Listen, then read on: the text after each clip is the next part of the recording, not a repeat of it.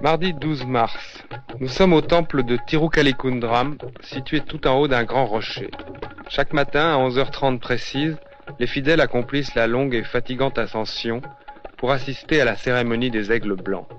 2 aigles, toujours les mêmes, viennent recevoir une portion de riz des mains d'un prêtre. On ne connaît pas l'origine de cette cérémonie. Elle se répète depuis des centaines d'années, chaque jour, à heure fixe. Le reste du riz est ensuite distribué aux fidèles qui se battent pour obtenir quelques grains. En échange, les prêtres reçoivent de l'argent.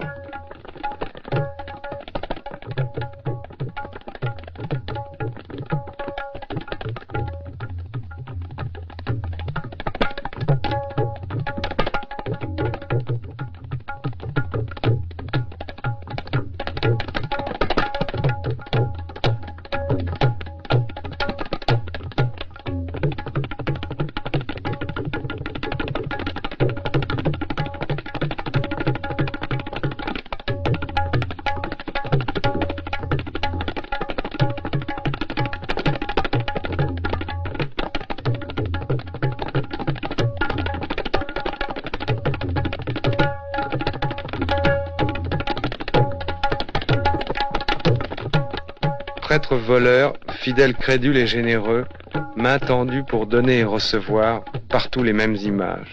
C'est l'envers de la religion indienne.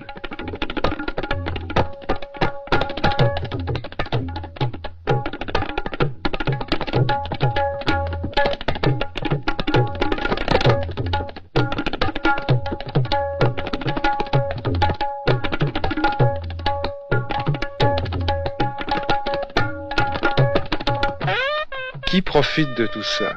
On répond volontiers les brahmines.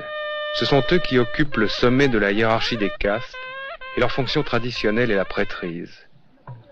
En réalité, contrairement à ce que j'avais cru tout d'abord, la prêtrise n'a aucun prestige particulier chez les brahmines.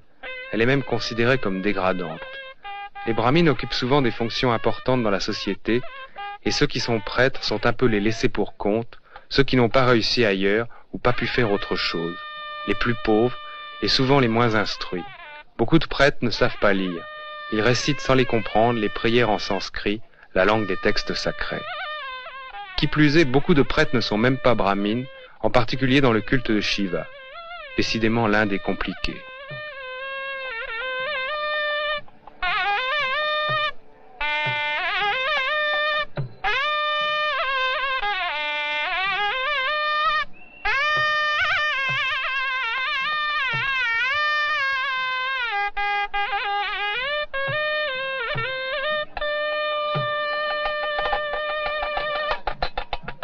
Assis devant les autels divins comme s'ils tenaient un commerce, les prêtres distribuent la poudre rituelle et encaissent les roupies.